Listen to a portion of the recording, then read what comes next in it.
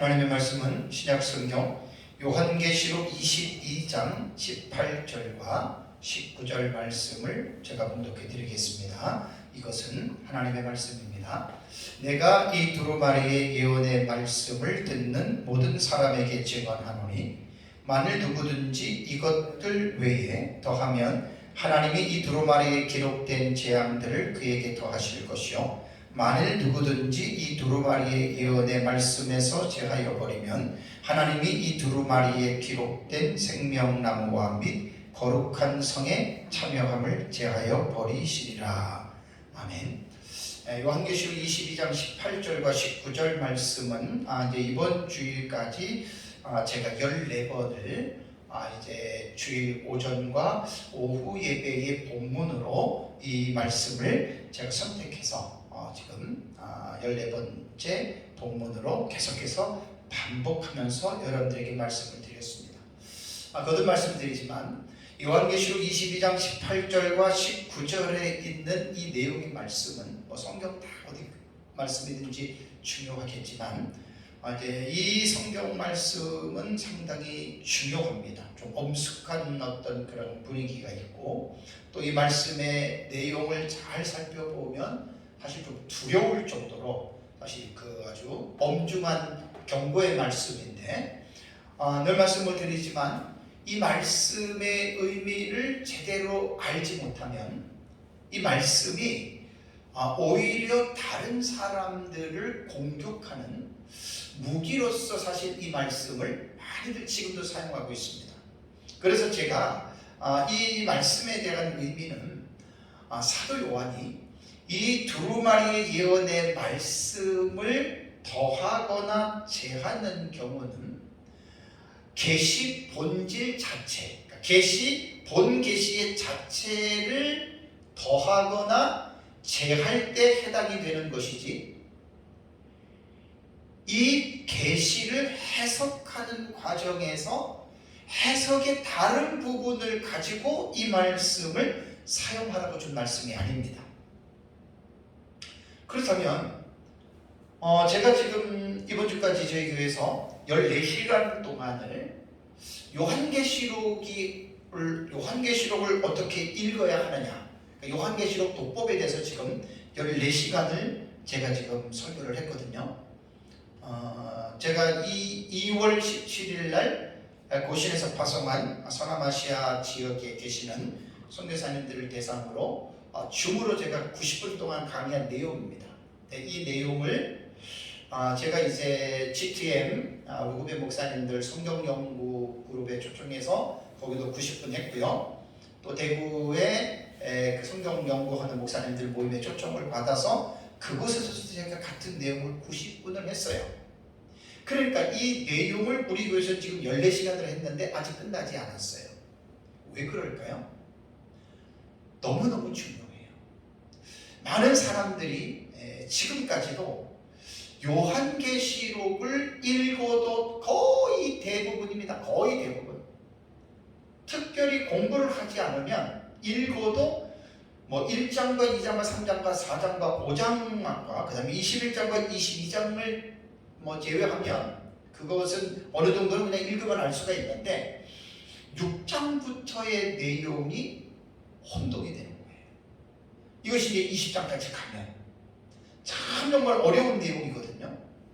그래서 요한계시록을 기본적인 지식을 우리가 공부하지 않고 요한계시록을 우리가 만약에 읽는다, 우리가 만약에 요한계시록을 공부한다, 그렇다면 사실 어렵습니다.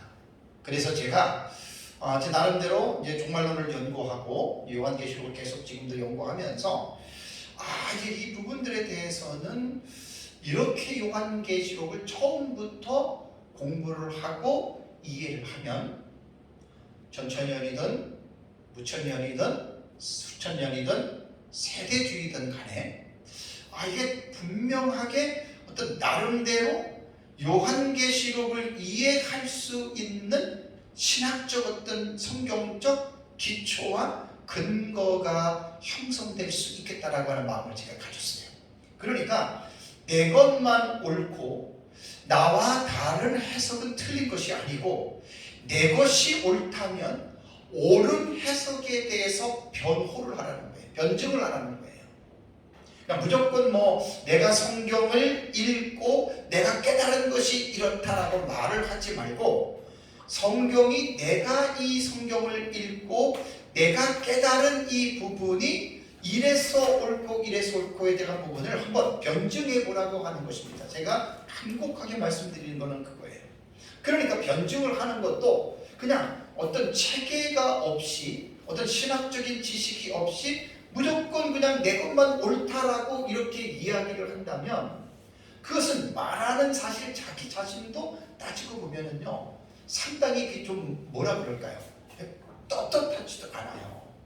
그럼에도 불구하고 많은 사람들이 요한계시록에 대해서 관심조차도 없고 또 배웠다 하더라도 그냥 자기 것만 이렇게 알고 배워서 계속해서 요한계시록에 대한 문제를 가지고 많은 사람들이 지금까지 논쟁을 하고 격돌을 하고 심지어는 신학자들과 목회자들과 성도들 사이에 원수가 되는, 이게 많지는 않겠지만 이러한 일들이 계속해서 지금까지 이루어지고 있다라고 하는 사실입니다.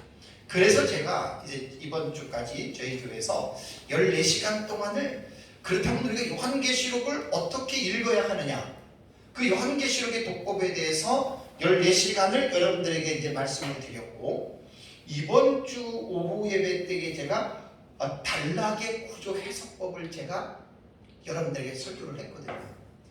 이거는요 한 번 들어도 잘 몰라요. 몇 번을 들어도 사실 이거는 이해하기가 힘들어요. 그렇지만 자꾸만 들어볼 필요가 있어요. 여러분들은 많이 들었기 때문에 또다시 제가 이제 영상을 녹화를 하면서 다시 한번 이 부분을 제가 한번 몇 시간 동안 했던 것을 간략하게 제가 한번 정리를 하려고 합니다. 요한계시록은요 3가지 형태가 있다 그랬어요. 서신서의 형태가 있어요. 그러니까 7교회에 보내는 서신서니까 신약성경의 사도 바울의 서신서가 13권에서 14권 정도가 있잖아요. 그죠? 또 베드로후서도 서신서 있고 야고보서도 서신서가 있고 그렇다면 신약성경에는 서신서가 그래도 꽤 많은 편이에요. 이런 서신서적인 형태도 있고 그다음에 예언적인 형태가 있어요. 그러니까 구약 성경에 예언서가 많잖아요. 예언서가 대선지서가 5권이고 소선지서가 12권이에요. 그래서 구약 성경의 예언서의 형태를 가지고 있는 성경이 17권이 됩니다. 그러니까 예언이라고 하는 말은 미리 앞으로 일어날 사건에 대해서 미리 그 시점에서 말씀을 하는 것이기 때문에 예언이라고 하는 것은 그 당시의 시대적 상황, 문화적 상황, 역사적인 상황들 이런 것들을 충분히 이해를 한 다음에 그 말씀을 주신 하나님의 의도가 무엇인지에 대한 앞으로 일어날 일이니까 그것이 어떤 개인의 주관적인 경험이나 체험이나 어떤 자기의 생각으로 각색을 하는 것이 아니고 분명하게 성경의 전체적인 내용과 그 의미를 벗어나지 아니하는 가운데에 쉽게 말하면 천지 창조부터 예수님의 재림 때까지의 그 사이에 일어나는 사건들을 예언적인 의미를 해석을 해야 되는 거예요. 그래서 많은 목회자들이 구약 성경의 대선지서와 소선지서 17권에 대한 설교를 하는 설교자들은 그렇게 많지 않습니다. 왜냐하면 어렵기 때문입니다. 예레미야서 그러면 예레미야 33장 3절인가요? 너는 내게 부르시지라 이제 그런 것 정도로 할 수가 있어도 예레미야에 대한 어떤 전체적인 흐름과 맥락과 이 예언이 어떻게 형성이 이런 부분들에 대해서는 사실 예언서를 깊이 있게 공부하지 않으면 사실 설교를 할 수가 없어요. 그럴 정도예요. 그러니까 이제 성도들이 쉬운 말씀들, 그러니까 성경을 우리가 공부를 할 때 그냥 아주 쉽게 이해할 수 있는 내용의 말씀들만 들었던 사람들에게는 당연히 역사적인 배경이나 문화적인 배경이나 예언적인 의미를 말을 하면 쉬운 것은 아니겠죠. 근데 그럴 수밖에 없는 거예요. 그래서 요한계시록도 예언적인 의미가 있는데 요한계시록은 AD 90년에 기록이 된 거예요. 구약 성경은 예수 그리스도의 재림 전에 초림 전에 기록이 된 거예요. 그러니까 구약 시대의 예언서는 거의 초림의 예수 그리스도와 신약 시대에 나타나는 그 시점을 보고 구약 성경에는 예언을 많이 했기 때문에 거의 이제 구약 성경에서는 메시아의 초림과 신약 시대가 도래함으로 예언서에 대한 부분들이 사실 거의 다 이루어졌어요. 성취가 됐어요. 한 가지 뭐냐면 예수 그리스도의 재림까지 예언한 내용이 선지서에 있거든요. 그리고 예수님의 재림과 더불어 이 세상을 하나님께서 심판하신다고 하는 내용이 선지서에 그 내용들이 들어가 있단 말이에요. 그렇다면 요한계시록은 예수님 초림하시고 예수님 공생에 마치고 예수님 하늘로 승천하시고 그 다음에 AD 96년이기 때문에 초림의 메시아하고 그런 거하고 상관이 없어요. 요한계시록에 기록된 예언적인 의미는 사도 요한이 AD 96년에 기록한 그 시점 이후예요. 그리고 그 예언의 의미가 언제부터 언제까지냐면 사도 요한의 시점에서부터 예수 그리스도의 재림과 예수 그리스도의 재림을 뛰어넘어 천년왕국과 그 이후에 일어나는 사실들에 대한 예언입니다. 그래서 요한계시록에는 이러한 예언적인 의미가 담겨져 있기 때문에 예언에 대한 분명한 이해와 성격을 창세기부터 시작해서 구약 성경의 예언들이 이루어지고, 예를 들자면 아브라함에게 하나님께서 예언해 주셨어요. 너에게 땅과 너의 자손들에게 너에게 땅을 주고 자식을 주겠다고 예언했잖아요. 그 예언이 자식은 이삭에게서 이루어졌지만 그 육신적인 자식의 이삭만 말하는 것이 아니라 사실은 그 예수 그리스도에 태어나는 그 예수 그리스도를 말하는 거거든요. 자식을 준다는 개념이. 또 땅에 대한 개념도 이 땅을 내가 너와 내 자손에게 주겠다고 한 말도 거의 아브라함이 그 예언의 말씀을 듣고 약 700여 년 정도 지난 다음에 여호수아 시대의 21장에 가면 이스라엘 백성들이 가나안을 점령해서 여호수아 21장에 그 예언이 성취가 되면 700년 걸렸어요. 700년. 자식을 주겠다고 하는 것은 약 2050년, 100년 가까이가 이루어진 거예요. 그러니까 예언이라는 게 단순히 요한계시록만 가지고 요한계시록의 입장에서 예수님의 재림과 이 세상 멸망과 그 예언만 보지 말고 예언이라고 하는 것이 구약 성경에 기록된 하나님께서 학습을 시켜주신 예언이 있잖아요. 에덴 동산에서 아담과 하와가 범죄하고 타락한 이후에 여인의 후손을 주겠다고 약속한 예언이 약 구약시대 약 4,000년의 긴 시간이 흘렀어요. 그러니까 성경을 예언서로서 공부를 하고 성경의 하나님의 말씀의 예언이 반드시 성취가 된다라고 하는 이 사실을 아는 사람들은 요한계시록에 들어가서 요한계시록이 예언적인 형태를 가지고 있다라고 하는 이 말을 들으면 금방 이해가 됩니다. 그래서 요한계시록은 이제 이 본문을 가지고 읽는 과정에서 너무나 어렵잖아요. 그래서 이제 요한계시록에 기록된 내용을 보면은 문학적인 장르로 볼 때에는 묵시문학의 장르로 기록이 됐다라고 말을 한 거예요. 여러분, 그 성도들이 교회에서 목회자들의 설교나 성경 공부를 통해서 묵시문학의 장르에 대해서 들어보지 않는 사람들은 무슨 말인지 모르거든요. 근데 읽어보면 정말 어려워요. 6장부터 시작해서 첫째인, 둘째인, 너무 어렵잖아요. 그러니까 이러한 것들이 성경을 기록할 때 인간의 언어로 기록을 했기 때문에 문학적인 양식으로 볼 때 그것을 묵시문학이라고 그런다고 말씀을 드린 거예요. 그래서 요한계시록을 공부할 때는 그냥 요한계시록에 딱 들어가서 배우면 그건 넌센스입니다. 그래서 묵시문학이 어떠한 문학적인 의미를 깨닫게 되면 당연히 구약 성경의 묵시문학적인 장르로 기록한 책이 어떤 책이냐? 그게 바로 다니엘서예요.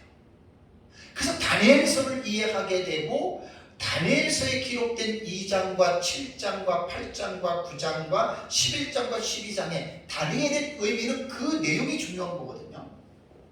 그러니까 장차 다니엘 이후에, 그러니까 신바벨론 시대 이후에 일어나는 세계의 패권 국가들의 등장과 몰락과 새로운 패권 국가가 일어나고 메시아가 초임하고 메시아가 죽으시고 그 다음에 메시아가 재림하는 상황까지 다니엘서는 그 역사적인 부분을 설명하게 다니엘서예요. 그러니까 다니엘서에 대한 묵시문학적인 중요한 의미를 깨닫지 못하고 다니엘을 공부한 사람은 딱 기억 남는 게 다니엘서 1장에 다니엘과 세 친구가 우상에게 드려진 음식 안 먹고 믿음을 지키고 그래서 하나님이 그들에게 복을 주셔서 그들이 바벨론 제국에서 총리가 되고 높은 지위에 앉았다. 그래서 우리도 다니엘과 같이 하나님 말씀 잘 순종해서 복을 받아야 된다. 이제 이 정도죠, 그죠? 그 다음에 2장에 넘어가서 풀무불 같은 경우는 이제 그 사건을 통해서 이제 순교적인 각오로 하나님의 말씀을 지켰다는 이런 내용들. 이러한 스토리에 대해서만 사람들이 관심을 갖고 있는 2장과 7장과 8장과 9장과 11장과 12장의 이 말씀은 예언적인 의미거든요. 그래서 하나하나 배우지 않으면 어려워서 그래서 사실은 구약 성경에서 다니엘서를 올바르게 이해를 한다고 하는 것은 사실 어려워요. 일반 성도들이 그냥 읽어가지고 다니엘서를 깨닫는다고 하는 것이 힘들어요. 문제가 뭔 줄 아세요? 종말론적인 입장에서 신학의 입장이 달라요. 늘 말씀드리잖아요. 전천년, 무천년의 이 신학은 똑같은 하나님을 잘 믿는 개혁 신학자들이지만 디바인이 나눠진 거예요. 하늘과 땅 차이로 보는 것들이 엄청나게 달라요. 그래서 전천년이든 무천년이든 하나만 배운 사람들은 하나밖에 몰라요. 하나밖에 모른다라고 하는 사람들은 내 것만 옳다고 하지. 왜? 다른 거를 모르잖아요. 그래서 나와 다른 사람하고 싸움하는 거예요. 그래서 두 가지를 알아야 돼요, 최소한. 근데 이제 제가 종말론을 연구를 하면서 여러분들에게 오랫동안 지금 계속 집중해서 하지만 이거 여러분 간단하게 배울 수 있을 것 같아요? 아니에요. 간단하게 못 배워요. 다니엘서 11장에 안티오코스 4세 에피파네스 시대 헬라 제국 시대거든요. 그걸 어떻게 목사가 성도들에게 다니엘서 11장을 가르칠 수가 있겠어요? 중간사 시대에 나타나는 남북의 셀루커스 왕조 프톨레미 왕조의 5차 전쟁과 안티오코스의 애굽 2차 침공인데 그걸 어떻게 가르치겠냐고. 근데 저는 이미 중간사를 10년 전에 연구했고 여러분들에게 다 가르쳤던 내용들이거든요. 제가 자랑하려고 하는 말이 아니에요. 그러니까 성경이라고 하는 것은 그냥 성경을 깊이 배우고 깊이 알기를 원하는 사람들에게는 이렇게 계속해서 깊이 가르치면 좋은 것이지만 성경에 대한 기본적인 지식이나 배경이나 이렇게 학문적으로 배우려는 욕망이 없는 사람들에게 있어서는 저 같은 설교는 지루한 설교에 들어갈 수밖에 없다라는 하는 말이에요. 성경은 보통 예수 믿으면 뭐 5년, 10년이 아니 20년, 30년, 여러분들도 30년, 40년 동안 믿었잖아요. 그동안에 교회를 그렇게 오랫동안 다니면서 뭘 배우셨냐는 말이에요. 성경은 종말론만 있는 게 아니에요. 제가 하나님의 나라 몇 년인가 17, 8년 전부터 그게 사실은 대주제예요. 종말론도 하나님의 나라가 완성되는 거예요. 구속사 있지요. 거기에 뭐 여러 가지 성경이 얼마나 여러분 깊습니까? 얼마나 내용이 많습니까? 평생을 배워도 그렇게 알 수 없는 부분들이거든요. 그래서 문학적인 장르로 요한계시록을 읽어야 되고, 그 다음이 뭐냐면 이제 해석학적인 구조를 알아야 돼요. 해석학적인 구조가 뭐예요? 해석이 뭐예요? 성경의 뜻을 풀어주는 게 해석이에요. 사도행전을 보면 에티오피아 내시가 예루살렘에 갔다가 돌아가는데 이사야서를 읽는데 빌립이 옆에 가서 그 읽는 것 뜻을 알겠느냐 그랬더니 내시가 뭐라 그랬어요? 가르쳐주는, 해석해주는 사람이 없는데 내가 어떻게 이것을 알 수 있겠느냐. 그래서 성경은 그냥 읽어서 내러티브, 아브라함, 이삭, 야곱, 요셉 이런 내러티브적인 서술에 대한 내용은 그냥 글만 아는 사람이라면 읽고 이해가 돼요. 그런데 거기에서 중요한 신학적인 의미들이 담겨있는 내용들이 많이들 있어요. 그러면 그거는 배워야 되거든요. 그건 누군가에서 배워야 되는 거예요. 그래서 이것을 해석학적인 구조로 제가 이름을 붙이고 거기에서 세 가지를 말씀을 드렸죠. 자, 요한계시록 보면 수많은 단어가 나와요. 이 단어를 어떻게 볼 것인가. 그냥 요한계시록이 무조건 어렵다 그러지 마시고 어려운 이유를 내가 증명하는 거예요. 단어를 문자적으로 볼 것이냐 상징으로 볼 것이냐, 이 고민하고 요한계시록을 보셔야 돼요. 무조건 그냥 누가 뭐라고 하니까 이렇게 보지 마시고 내가 지금 이 텍스트를 문자로 읽느냐 상징으로 읽느냐를 먼저 결정해야 돼요. 이게 단어에 대한 우리 그 해석법이라고 했어요. 두 번째는 뭐죠? 사건이 나오잖아요. 사건. 근데 이 사건이 언제 이루어지느냐? 과거냐?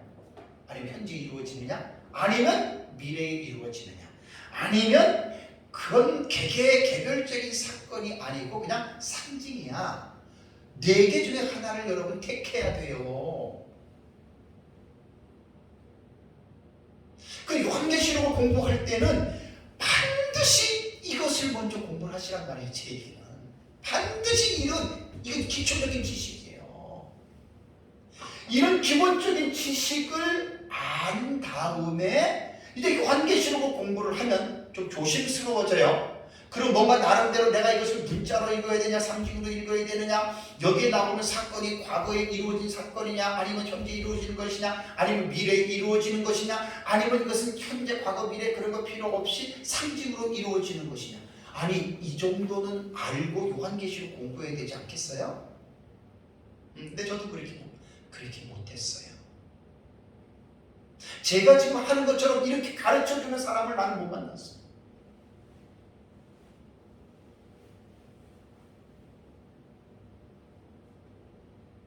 그 다음에 절충주의, 5번째 절충주의가 있다 그랬죠. 다 짬뽕해가지고 좋은 것만 뽑아가지고 그냥 팍 해석합니다. 여러분 왜 어려운지 아시겠죠? 그리고 제가 이번 주에 단락의 해석법을 말씀을 드렸는데 이게 이제 중요한 내용이에요. 자, 앞에서 말씀드린 대로 묵시문학에 대한 걸 알고 해석학적인 구조로 단어 해석법이라던가 사건 해석할 때 과거나 역사냐 미래냐 이상주의냐 종합주의냐, 그럼 이것만 안다고 해서 요한계시록이 다 해석되느냐? 절대 그렇지 않아요. 이것이 기본 베이스가 돼서 단락을 해석하는 법을 결정해야 되는데 이건 진짜 어려워요. 자, 계시록 6장을 보세요. 제가 사실 이 시간이 많이 들어서 이거 그냥 슉 넘어갔거든요. 그래서 이번 시간에 내가 이것을 조금이나마 여러분들에게 다시 한번 내가 확인을 시켜드리려고 해요. 자, 우리 6장 1절부터 최소한 우리 12절까지만 한번 읽어볼게요. 같이 우리가 6장 1절에서 12절까지 한번 우리 다 같이 함께 우리 읽겠습니다. 이것은 하나님의 말씀입니다. 내가 봄에 어린 양이 7인 중에 하나를 떼시는데 그때에 내가 들으니 내 생물 중에 하나가 우레소리같이 말하되 오라 하기로, 이에 내가 보니 흰말이 있는데 그 그 탄자가 활을 가졌고 멸관을 받고 나아가서 이기고 또 이기려고 하더라. 둘째 인을 떼실 때에 내가 들으니 둘째 생물이 말하되 오라 하니 이에 다른 붉은 말이 나오더라. 그 탄자가 허락을 받아 땅에서 화평을 제하고 버리며 서로 죽이게 하고 또 큰 칼을 받았더라. 셋째 인을 떼실 때에 내가 들으니 셋째 생물이 말하되 오라 하기로 내가 보니 검은 말이 나오는데 그 탄자가 손에 저울을 가졌더라.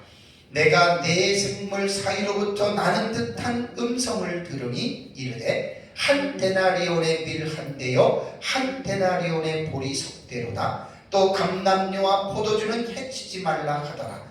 넷째 인을 떼실 때에 내가 넷째 생물의 음성을 들으니 말하되 오라 하기로 내가 보매 청황색 말이 나오는데 그 탄자의 이름은 사망이니 음부가 그 뒤를 따르더라. 그들이 땅 4분의 1의 권세를 얻어 검과 흉령과 사망과 땅의 짐승들로서 죽이더라. 다섯째 인을 떼실 때에 내가 보니 하나님의 말씀과 그들이 가진 증거로 말미암아 죽임을 당한 영혼들이 제단 아래에 있어 큰 소리로 불러 이르되 거룩하고 참되신 대주제여 땅에 거하는 자들을 심판하여 우리 피를 갚아주지 아니하시기를 오는 때까지 하시려 하나이까 하니 각각 그들에게 흰 두루마리를 주시며 이르시되 아직 잠시 동안 쉬되 그들의 동무종들과 형제들도 자기처럼 죽임을 당하여 그 수가 자기까지 하라 하시더라. 내가 보니 여섯째 인을 떼실 때에 큰 지진이 나며 해가 검은 털로 짠 상복같이 검어지고 다른 온통 피같이 되며. 자 보세요. 이거를 6장부터 이 10장까지 최소한 읽었다고 한번 가정을 해봅시다. 자 6장부터 22장까지는 사건으로 볼 때는 51가지 사건이 나오거든요. 51가지예요. 지난주 수요일에 기억나세요? 대한민국 근현대 대통령들 제가 13명 이름을 섞어가지고 이름을 쭉 써놨어요. 그죠? 그리고 쭉 보면은 특징이 뭐죠? 우리 대한민국의 근현대에 있었던 대통령들이잖아요. 그러면 제가 이름을 쓴 것은 역대 대통령들이 우리나라를 통치했던 그 사건 순서로 이름을 쓴 게 아니에요. 무작위로 썼어요. 이러한 원리로 요한계시록 6장부터 22장에 나타나는 51가지의 사건을 종합적인 이해가 필요하다는 거예요.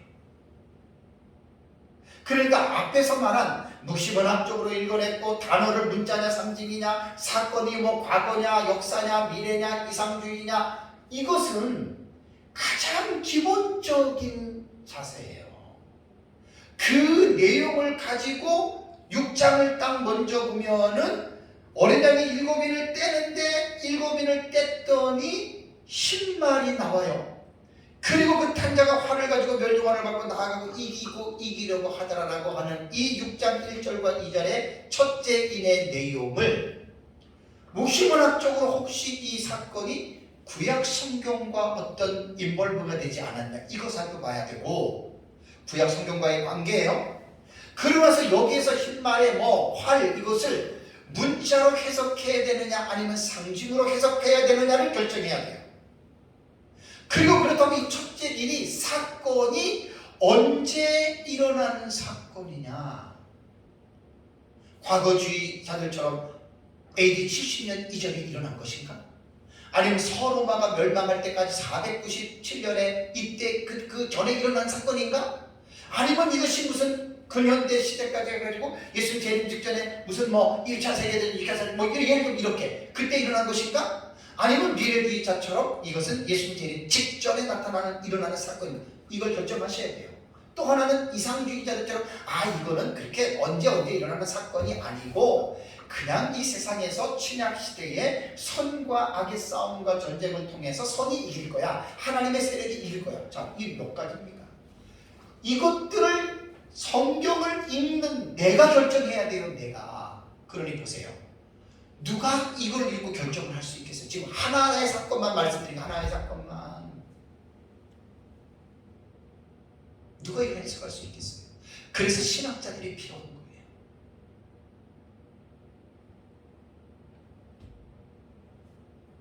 마구잡이식으로 막 배우고 마구잡이식으로 막 가르치는 사람들은 이러한 기본적인 지식이 아예 없어요. 안타깝게도 거의 대다수를 보시면 되는 거예요. 이런 기본적인 지식이 없으니까 읽어도 모르고 그냥 어려움으로 그냥 끝나버리는 거예요. 그리고 조금 한다고 하는 사람들은 누구한테 배운 거 카더라 해가지고 그것 가지고 나름대로 그냥 앵무새처럼 얘기하는 그 수준이라는 말이에요. 자, 첫째 인이 바로 이런 거예요. 그러면 제가 이번 주일날 말씀을 드렸잖아요. 요한계시록을 해석할 때는 6장부터 22장까지 지금 51가지 사건인데 51가지의 사건을 사건별로 그동안 내가 여러분들 가르쳤던 대로 무시문학적으로 단어를 해석하는 거, 사건을 해석하는 거 이거 전부 다 적용해서 해석을 해야 돼요. 그리고 여기에 성령의 감동이 반드시 들어가야 돼요. 그리고 성경 전체적인 내용의 의미와 부합해야 돼요. 이걸 누가 하겠어요? 그러니까 이렇게 어려우니까 요한계시록을 공부할 엄두도 안 나고 읽어도 모르는 거예요. 이렇게 제 설교를 이렇게 들은 사람들은 그때 비로소 이해가 돼요. 왜 요한계시록이 난해하고 어려운지를 이렇게 되면 이해 안 하는 거예요. 근데 이런 지식이 없으면은 자기 마음대로 막 읽고 막 해석해요. 이게 위험한 거예요. 이단과 사이비들이 요한계시록을 가지고 엄청나게 잘못된 부정적인 영향을 전에도 일으켰고 지금도 일으키고 있잖아요. 신천지 같은 경우가 대표적인 예입니다. 이렇게 6장 이후에 22장까지 51가지의 사건을 앞에서 제가 말씀드린 이러한 지식의 체계하에 한 절 한 절 단어 하나하나를 다 해석을 한다고 생각해 보세요. 쉬운 일이겠어요?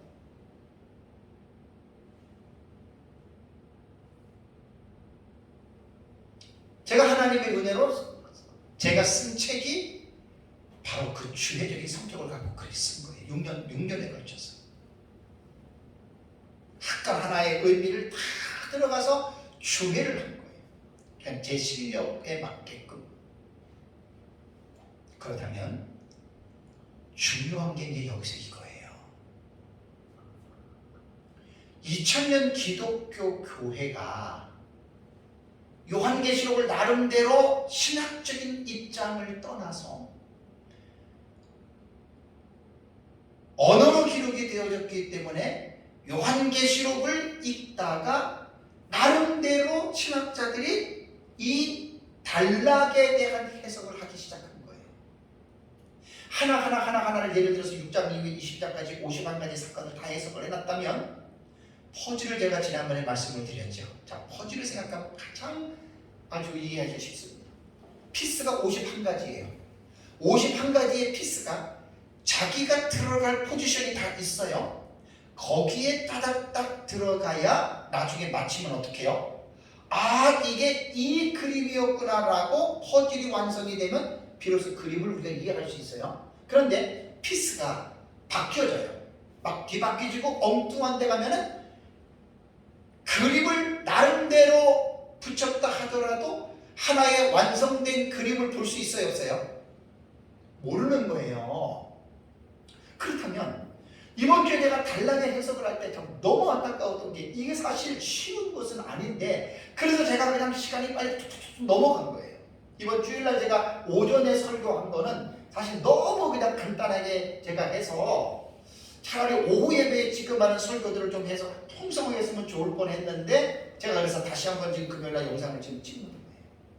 제가 유튜브에 올릴 거예요. 왜? 이게 지금 너무 중요한 거거든요. 그럼 51가지 사건을 해석을 했다면 분명히 우리가 6장에서 1절에서 17절까지 보면은 인이 6개가 띄어지죠. 그죠? 6개가. 그 다음에 7장에 들어가서 14만 4천이 인침받는 내용이 나오고 그 뒤에 흰옷 입은 큰 무리의 환상이 나오죠. 그 다음에 8장에 들어가면 7번째 인이 떼지고 금양로를 땅에 쏟는 사건이 나오고 내나팔이 8장에 나오고 9장에 5번째 나팔과 6번째 나팔이 나와요. 자, 이렇게 해서 이것을 22장까지 쭉 보면 51가지 사건이에요. 자, 여기서 이제 단락의 해석은 이겁니다. 그렇다면 첫째 인은 언제 일어날 것인가? 그리고 첫째 인과 둘째 인과 셋째 인과 쭉 뒤에 나오는 그 사건들과 어떠한 관계를 가지고 있을까? 이게 사실은 중요한 거예요. 7장에 나오는 내용이나 9장에 나오는 내용이나 이 모든 51가지의 6장에서 20장까지의 사건들이 서로의 어떤 연관과 관계가 없이 그냥 독단적으로 뿔뚝뿔뚝 사건이 일어날 것인가? 이게 이제 단락의 해석의 핵심이에요. 그래서 단락의 해석법을 보면은 그 사람이 요한계시록을 어떻게 연구하고 어떻게 깨달았는지가 사실 결정이 되는 거예요. 자, 그런 일반 사람들이 뭐 문자나 상징이나 사건이 언제 일어나냐 이런 거는 얘기할 수 있겠지만 이 단락의 해석을 가지고 이야기할 수 있겠어요? 이거 이야기하는 정도면 그 사람은 상당한 관심이 있는 사람이에요. 그래서 저는 제 것을 이야기하는 것이 아니라 2000년 요한계시록에 기록된 이후에 2000년 동안에 항상 저는 역사신학적인 입장에서 여러분들에게 강조합니다. 내가 누구한테 비해서 누가 이랬다고 이렇게 말하는 게 아니고 이렇게 배웠지만 그 배운 지식이 2000년 교회 역사의 그 교회사 시간 동안에 이와 비슷한 것이 있는가? 아니면 다른 것이 있는가? 이 부분들을 가지고 제가 연구하면서 이번에 단락에 대한 해석법을 여러분들에게 제가 설교를 했던 거예요. 그렇다면 단락 해석법에서 첫 번째는요, 뭐라 그랬죠? 점진적인 해석이에요.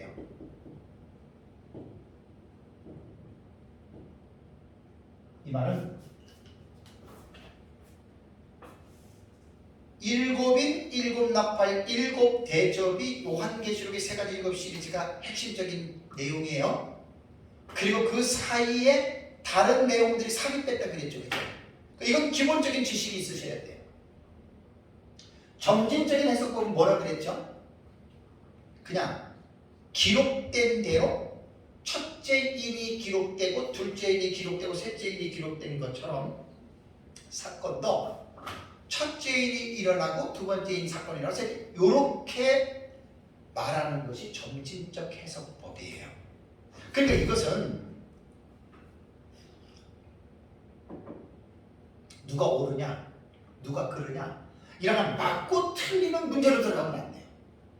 그러니까 요한계시록 안에는 서로가 해석하는 법이 천차만별이기 때문에 누구께 옳고 누구께 틀리냐라는 어떤 이러한 논리로 접근하지 마시고 그냥 어떤 사람이 보고 있는 것이 합리적이고 체계적이고 신학적으로 올바르게 보았느냐 그런 거를 볼 수가 있어야 되는데 그것을 분별하려고 하는 사람 입장에서 지식이 없으면 못 보는 거예요. 볼 수 없어요. 그리고 점진적 해석법의 얘기를 들어보면 정말 그럴듯해요. 그냥 기록된 순서대로 사건이 일어난다. 이것은 모든 사람들이 가지고 있는 일반 사람들이 가지고 있는 사고 패턴입니다. 그런데 제가 이제 그 중간 좀 지나서 말씀을 드렸잖아요. 무천년의 해석법 있죠. 그레고리 빌이나 가나베 교수나 이런 분들 제 책에도 써놨는데 무천년의 종말론을 따르는 사람들은 절대로 요한계시록의 사건은 순서대로 이루어지지 않는다라고 무천년의 대가인 그레고리 빌의 책에서 그 말을 했습니다. 제가 왜 이 말을 하냐면 무천년과 전천년이 싸우잖아요. 근데 무천년과 전천년을 알고 계신 분들이 과연 이 단락이 어떻게 이루어지는지에 대한 좀 이런 부분을 알고는 있느냐, 그게 제가 지금 정말 궁금한 거예요. 무천년의 신학자 그레고리 빌에 의하면 또 퀸 리들바거에 대해서 카메라 각도에 대해서도 이번 주 말씀을 드렸어요. 요한계시록은 이 7 시리즈가 첫째, 둘째, 셋째, 넷째, 다섯, 여섯, 7개는 그냥 그 순서를 매기기 위해서 붙였을 뿐이지 사건은 어떻게 해요? 그 순서하고는 어떻게 해요? 상관없다 그랬죠, 그죠? 이것이 사실은 무천년과 전천년이 가지고 있는 해석법이에요. 그래서 점진적인 해석법은 세대주의 종말론자들이 사용하는 단락의 해석법입니다.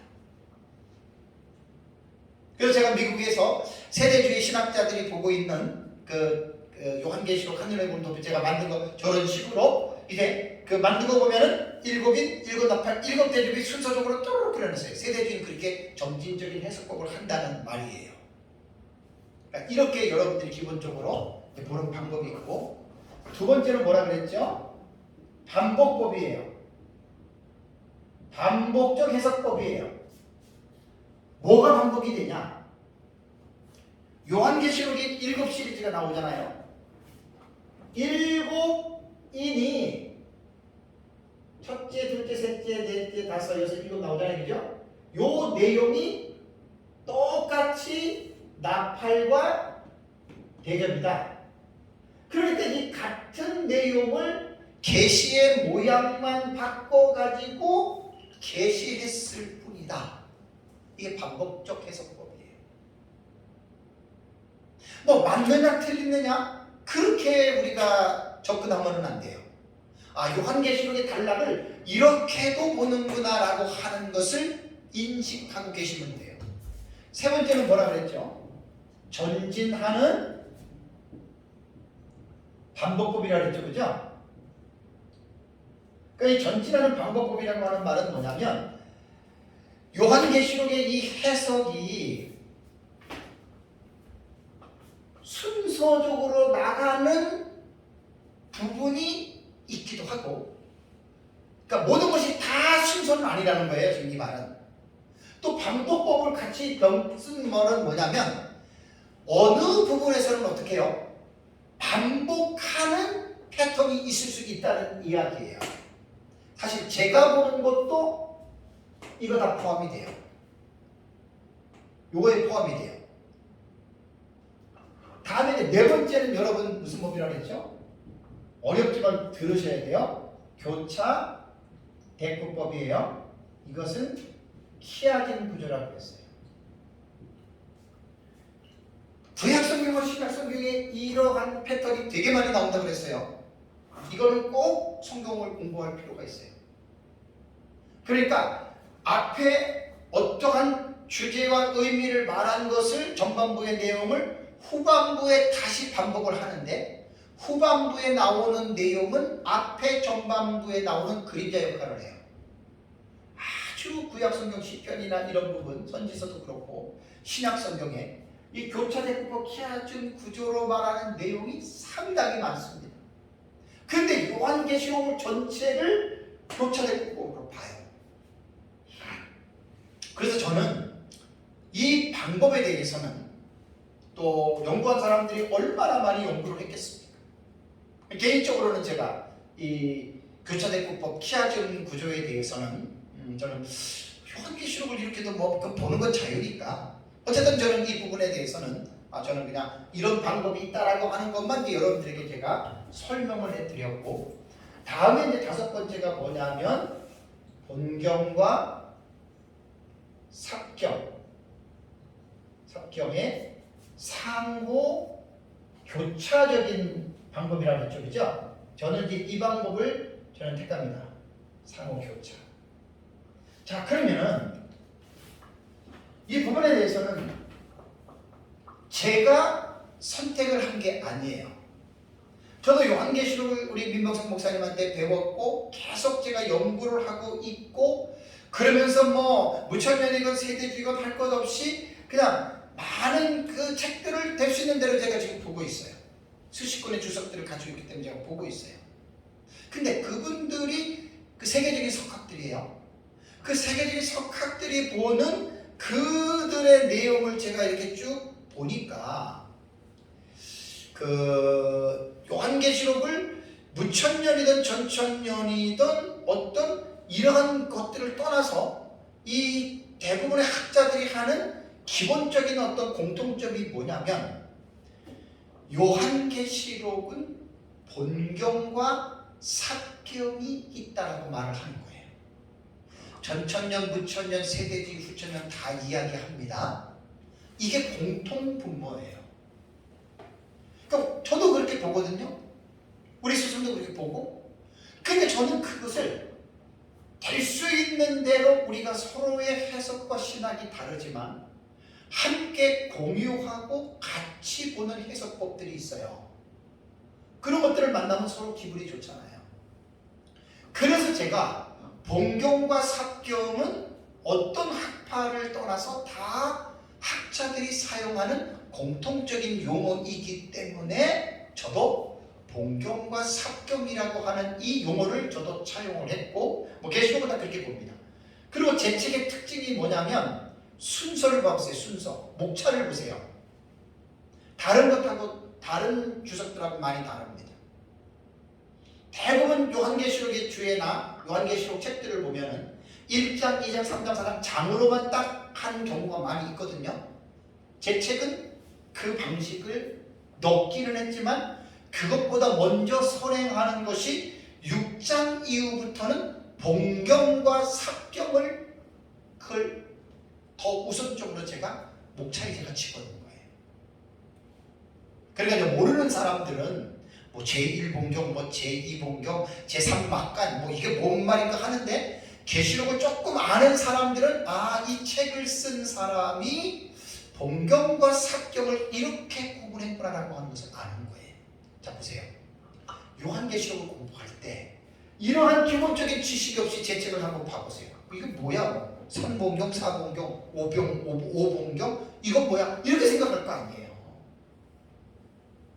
그래서 요한계시록 공부를 많이 해야 된다는 말이 그래서 제가 자꾸만 강조하는 거예요. 그래서 요한계시록에는요 7인, 7나팔, 7대접이 요한계시록을 어느 누가 읽더라도 예를 들어서 이것을 소설책으로 생각한다면 이 소설책을 흥미롭게 읽었어요. 몇 번이고 읽었어요.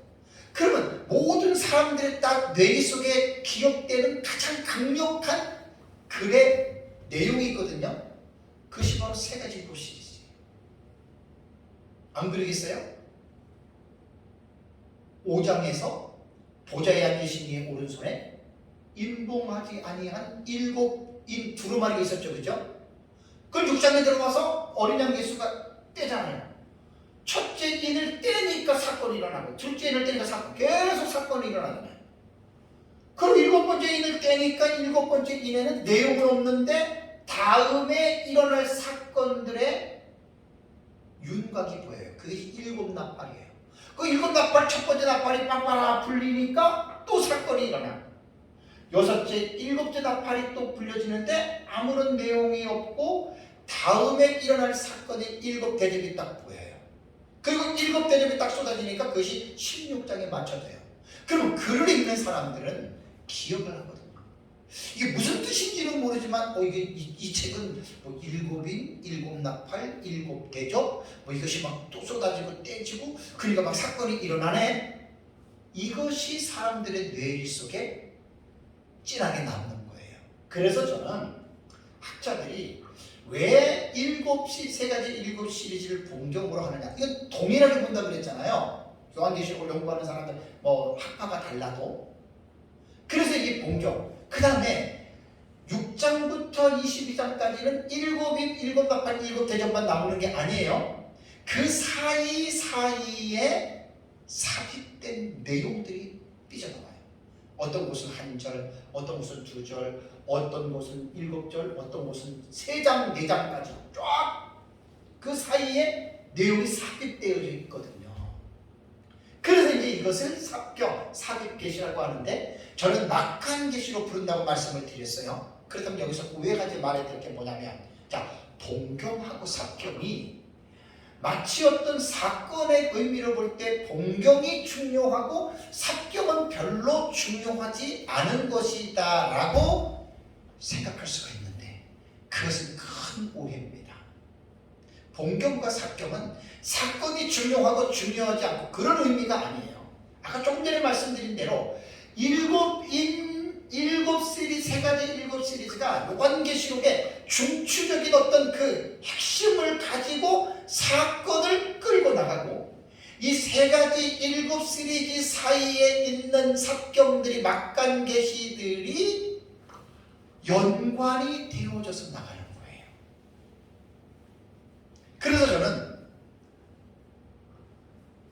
알포드, 모펫, 키들, 리스트, 레드, 비슬리머리, 캐리드, 마운스, 아우네, 렌스키, 오스본, 이상근 박사님 같은 이러한 세계적인 유명한 천천년, 무천년 세대주의 신학자들이 동일하게 요한계시록의 6장 이후의 사건들을 봉경과 삭경으로 구분하니까 종말론 연구하는 사람 입장에서 공통된 용어를 제가 차입을 한 거예요.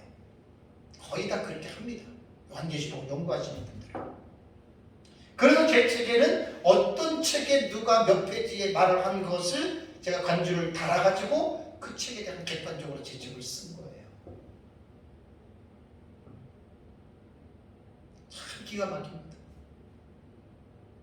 그렇다면 결론적으로는 이제 그거예요. 요한계시록이 점진적으로 기록된 대로 일어날 것이냐, 아니면 반복적으로 일어날 것이냐, 아니면 전진하는 반복법으로 일어날 것이냐, 아니면 교차대법법으로 일어날 것이냐, 아니면 봉경과 삭경의 상호 교차법으로 일어날 것이냐. 저는 5번째라 그랬어요. 이것을 공부하는데 몇 주 걸려요. 그래서 제가 단 한 5분에서 10분 동안 우리는 수도 없이 공부했죠. 자, 여기 이제 도표가 바로 그거예요. 한눈에 보는 요한계시록 도표. 개혁지 전천년설 밤중설이 민병성 목사. 민 목사님이 평생을 요한계시록을 연구해서 가르치고 있거든요. 제가 민 목사님 만나서 배웠어요. 10년째 되죠. 근데 민 목사님이 그 제가 배우면서 책에서 보면 인이면 인, 나팔이면 나팔, 대접이면 대접. 그냥 민 목사님은 파트별로 도표를 만들어서 가르쳤어요. 근데 제가 연구하면서 하나님의 은혜로 하나의 도표로 종합적인 것을 저는 만들어 놓은 거예요. 이건 민 목사님한테 만들고 가서 제가 확인도 받고 민 목사님도 좋다 그러고 어떻게 이걸 만들었냐 그러고 격려해 주시고 그래서 제가 이걸 가지고 계속 가르치고 있고 이번에 쓰는 책이 한눈에 보는 여수 도표. 이 책을 제가 지금 쓰는 거예요. 이 책. 그러면 여기를 보시면 알겠지만 다시 한번 말씀을 드리면 무천년도요 절대로 요한계시록을 기록된 대로 해석 안 해요. 사건대로 기록된 대로 사건이 일어나는데 절대로 해석 안 해요. 우리 역사도 전쟁에도 절대로 그렇게 안 해요. 세대주의만 유독하게 그렇게 봐요. 근데 그 세대주의도 고전 세대주의가 있고 개정 세대주의가 있고 점진적 세대주의가 있기 때문에 제가 깊이 있게 연구를 안 해서 모르겠지만 어쨌든 세대주의는 그렇게 보고 있는 것으로 제가 알고 있거든요. 그럼 우리가 보는 봉경과 삭경의 상호 교차 방식은 뭐냐? 봉경은 일곱 나팔 일곱 대접과 20장, 21장, 22장을 봉경으로 학자들이 구분을 해요. 내가 만든 게 아니라 아까 말한 11명의 학자들이 그렇게 보기 때문에 나도 그 동의하기 때문에 그렇게 보는 거예요. 그럼 보세요. 첫째인 이게 지금 뭐냐면 우리는 요한계시록 해석할 때 분명하게 내가 어떠한 입장에서 요한계시록을 보고 있느냐 여러분 이거 말씀하셔야 돼요. 이렇게 정확하게 어떤 자기 요한계시록의 신학의 족보를 말하는 사람 그렇게 많지 않아요. 저희는 초대교부들이 보았던 역사적 전천년 종말론의 신학 입장입니다.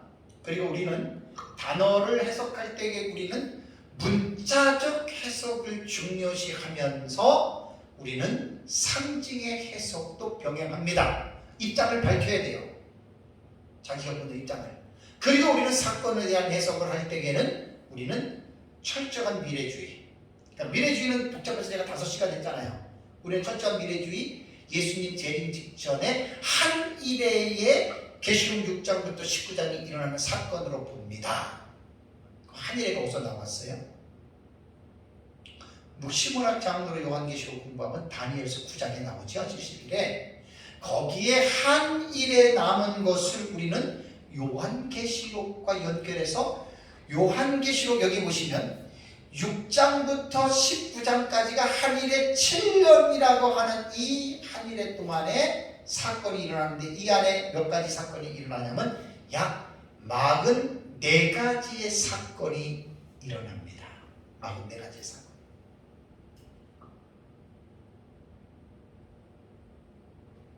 역사적으로 좀 무직한 사람들이 그럼 이거 세대주의 해석 아니냐 이렇게 말하는 사람들, 이거는 아는 사람들만 말할 수가 있는데 그 아시는 분들한테 제가 말씀을 드리는 거예요. 아니에요. 왜냐하면 초대교부 누구라고 그랬어요? 하도 많이 들어서 알죠. 두 사람, 이레네우스와 히폴리투스가 구약성경 다니엘의 70일의 한 일회를 신약성경 요한계시록과 연계해서 해석한 최초의 해석자들이 2세기 3세기 교부였던 이레네우스와 히폴리투스가 그렇게 해석을 했어요. 세대주의는 19세기에 나왔잖아요. 이번에 제 쓰는 책에는 이 역사적인 배경을 아주 분명하게 제가 밝혀요. 그래서 우리는 한일회를 뭐 세대주의에 배운 것이 아니고 초대교회 교부들이 해석했던 한일회의 해석법을 가지고 우리 은사이신 민명성 목사님은 건전하게 성경을 연구하셨던 거예요. 세대주의는 한일회의 해석을 하지만 아주 위험한 해석법들이 많죠. 그래서 큰 틀을 보신다면은 자 보세요. 7인, 7나팔, 7대접이 본경이라고 그랬어요. 자, 첫째 기는 전 3년반이 시작될 때 첫째 일의 사건이 나타나고, 둘째 기는 후 3년 반이 시작될 때 둘째 일의 사건을 말하는 거예요. 셋째 인도 전 3년 반이 시작될 때 첫째 인과 마찬가지로 일어나고, 넷째 인도 첫째 인과 마찬가지로 동시다발적이에요. 이게 하나 특징이에요. 넷째 인, 다섯째 인은 어디죠? 한 일회가 맞춰지는 시점에서 다섯째 일의 사건이 일어날 것이고, 다음에 여섯째 일은 한 일회가 마치자마자 지구 멸망의 사건으로 끝으로 나가죠. 그죠? 다음에 일곱째 일은 한 일회가 시작될 때 나타나는데 여기 쇠사슬로 연결해놨죠. 그래서 제가 연결계시라고 써놨어요. 이 말이 뭔지 아세요? 일곱 번째 일은 내용이 있어요, 없어요? 없어요. 근데 일곱 번째 인에는 뭐가 연결되어 있냐면 일곱 나팔이 일곱 번째 인 안에 연결되어 있는 거예요. 그래서 첫째 나팔과 둘째 나팔과 셋째 나팔과 넷째 나팔은 사건이 동시에 일어나는데, 왜 이렇게 제가 자신 있게 얘기를 하냐면 이 사건 하나를 주경학적으로 주의를 다 해놔요. 저는 다 했기 때문에 그게 제 책이에요. 그걸 다 일일이 전부 다 주경신학적으로 본문을 다 해석을 해놓고 그 한 가지 하나하나의 사건을 6장부터 22장까지 51가지 사건을 전부 다 이해를 했기 때문에 뭐 우리 스승한테 배워도 이러한 어떤 결정적인 도표가 나오게 된 거라고요. 무작정 나온 게 아니에요. 그래서 일곱 번째 나팔은 첫째 나팔, 둘째 나팔, 셋째 나팔, 넷째 나팔은 내용을 보면은 적그리스도 일곱 번째 제국이 세계 집회하고 음녀가 등장하고 영적 흑암이 도래해요. 그러면서 이제 다섯 번째 나팔을 첫째 화라 그러고, 여섯 번째 나팔을 둘째 화라 그러고, 일곱 번째 나팔을 셋째 화라고 계시록에서는 말하고 있죠. 다섯 번째 나팔은 첫째와 황충하고, 여섯 번째 나팔은 둘째 화의 유브라데 전쟁이고, 일곱 번째 나팔도 내용은 없는데 쇠사슬 쪽에 연결되어 있죠. 연결계시라고 제가 붙인 거예요. 이거를. 뭐가 연결됐느냐? 일곱 번째 나팔은 일곱 대접이 연결되어져 있는 거예요. 그러면 일곱이 일곱 나팔, 일곱 대접은 어떻게 해요? 본경이에요. 본경. 이게 계시록의 중심을 주축을 이루고 있는 내용이라 그 말이에요. 이게 그거를 하나하나 사건 하나하나를 해석하다 보니까 이러한 한 일에 관한 사건이 연대기적으로 나오는 거예요. 한 가지 특징이 뭐죠? 한 일회가 시작할 때 한 10가지 사건이 동시다발적으로 일어나요. 그럼 이게 어떻게 가능하냐? 점진적인 해석법으로 가지고 있는 사람들은 상상할 수 있어요, 없어요? 상상을 못하죠. 무천년의 해석도 병행입니다. 우리는 예수님 재림 직전 한 일회의 짧은 기간의 사건을 집어넣다 보니까 이게 병행구조예요. 병행구조. 무천년은 예수님 재림 이전에 초림부터 2000년 전 기간을 펼쳐보는 거예요. 그러니까 입장이 전혀 다르고, 그러나서 이제 지구가 멸망하고 지구가 재단장이 되고 그 다음에 천년왕국이 일어나고 이게 20장 이후가 여기잖아요. 그죠? 천년왕국 끝나고 어떻게 돼요? 천년왕국 끝난 다음에 이제 곡과 마곡이 이제 그 심판을 받고 사탄이 노임을 받죠. 그죠? 노임을 받은 다음에 어떻게 됩니까? 천지가 사라지고 이제 부활하죠. 죽은 사람들이 다 부활해요. 그리고 마지막 크고 힘보다 심판돼서 심판을 받고 예루살렘 성을 들어가느냐 지옥으로 가느냐 여기서 갈라지는 거예요. 그래서 여기 20장 이후도 이 학자들은 본경으로 이 부분을 해석합니다. 참 이렇게 간단하지만 이것을 몇 달을 가르칠 수 있는 몇 달, 아니 몇 년을 할 수가 있어요. 자세히 들어가면 이 내용. 그러니까 제가 지금 말씀드리고 싶은 거는 뭐냐면 내가 배운 이것만 옳기 때문에 모든 사람이 이렇게만 따라와라. 그거는 아니에요. 사실 제 심중에는 그러면 좋겠어요. 그러면 좋겠는데 그러고 싶지 않아요. 자율에 맡기는 거예요. 문제는 뭔 줄 아세요?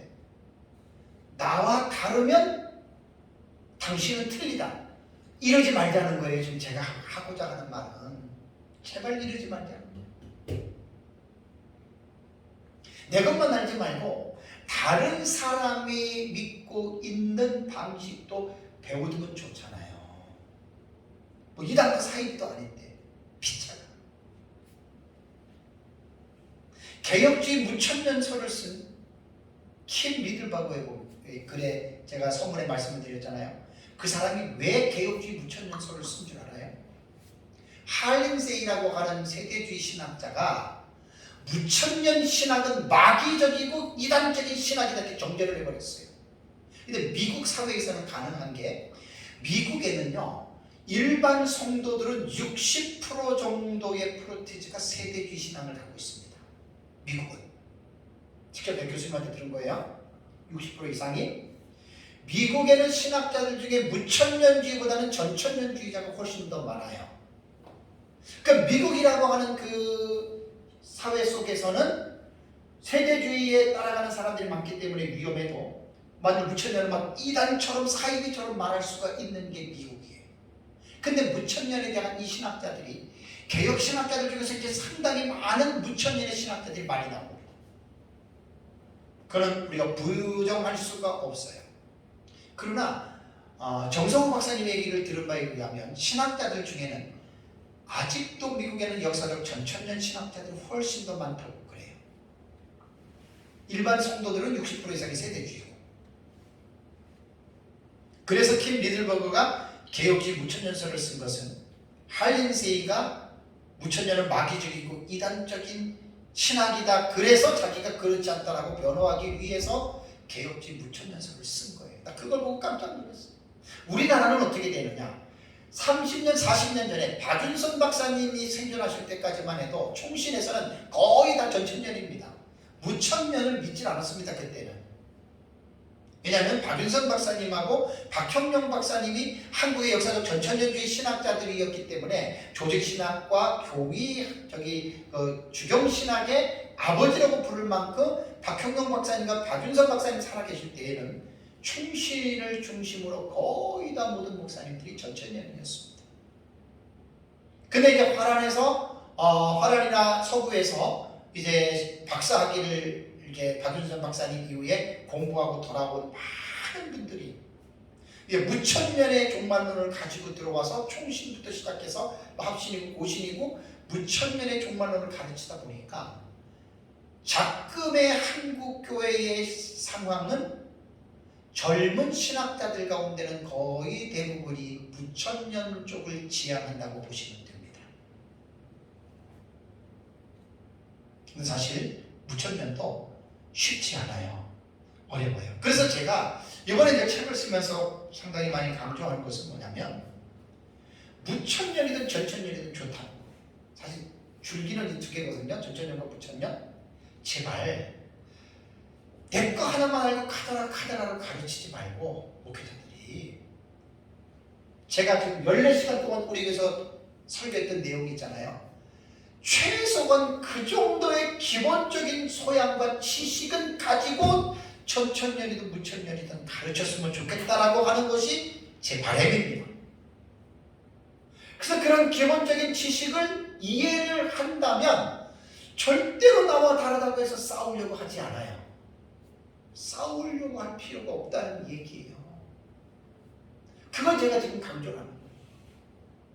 그래서 이번 주 오전 예배 때 제가 이 단락의 해석법에 대해서 설교를 하면서 좀 너무 아쉬웠던 것이 좀 최소한 이 정도의 내용만큼은 제가 오전 예배 때 좀 다뤘으면 했는데 시간이 너무 아쉬웠다는 거예요. 그래서 그 내용을 지금 하는 내용을 오후에 할까 하다가 아예 그냥 일단은 그냥 넘어가고 오후에는 제가 우리가 보는 내용을 조금 더 풍성하게 제가 오후 예배 때 제가 설교를 했습니다.